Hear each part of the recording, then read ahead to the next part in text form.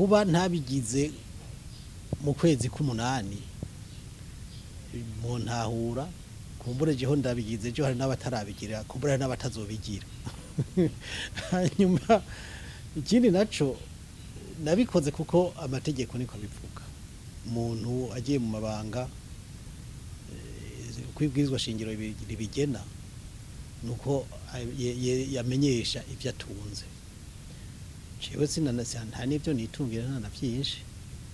mugabo je nashatse yuko amategeko ndayakurikiza kumbure naho nabijanye ejo navyanditse ku mpapuro igihe kiraheze kitari gito ariko kubera atari ibintu ugenda ngo uterereyo gutya canke ngo nuyikane umuntu bisaba yuko abajejwe kwakira ivyo bintu baba bari bahari nicyo sangwa rero nashoboye kuronka ahandi ho mba nabikoze n'imbere y'igihe ariko kubera bitari byarakunze aho nibaza ko atangorane zoba zihari nkasaba kumbure yuko nejo bundi abantu bokumva yuko amategeko n'amategeko nyene tuyubahirije biradufasha twese mugabo tuyirengagije bizana ingorane je nibaza yuko umuntu afise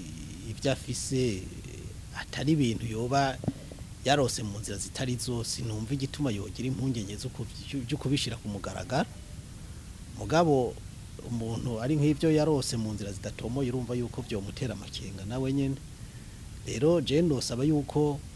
cyane uwari we wese yumva yuko itegeko burya riberaho kugira ngo ridufashe twese kugira intambuko imwe kugira ngo noneho mu butandukane bwacu dushobore gufatana urugendo rwo kubaka igihugu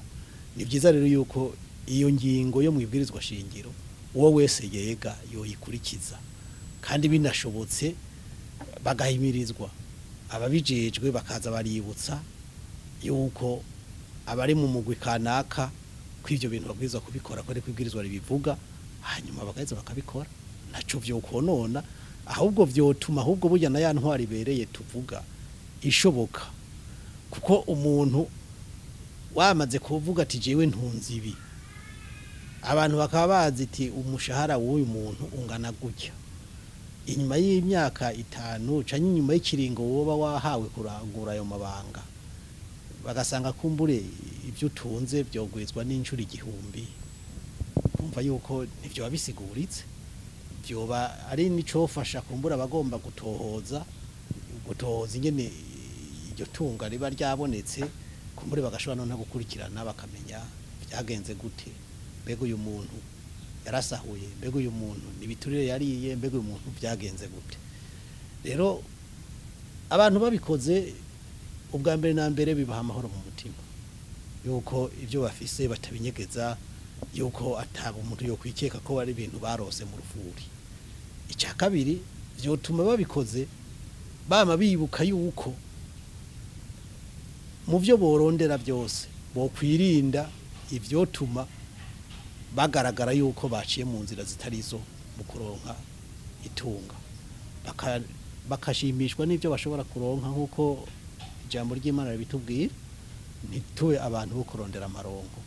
ahubwo tuba abantu bo kurondera ineza ya bose ndafise imodoka zibiri hanyuma ndafise itongo ushobora kuribamwo ibirimwa bitandukanye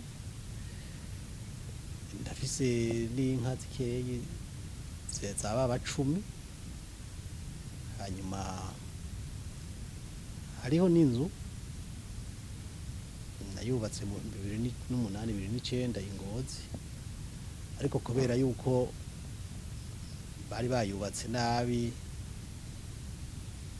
yaragize ingorane abantu bampanura ko ndosubiramo ngo rero iyo shantiye rero ndayiriko ndikongerageza ndabe ko novuga ati ndafise ahantu noshobora kuzovuga ati mu gusaza nandi ndashaka kuronka nicara hiwanje ntabirenze ibyo bisigaye nagashara nonka ku kwezi ikindi noronka nico noronka savye umukopo mwi banki nta bindi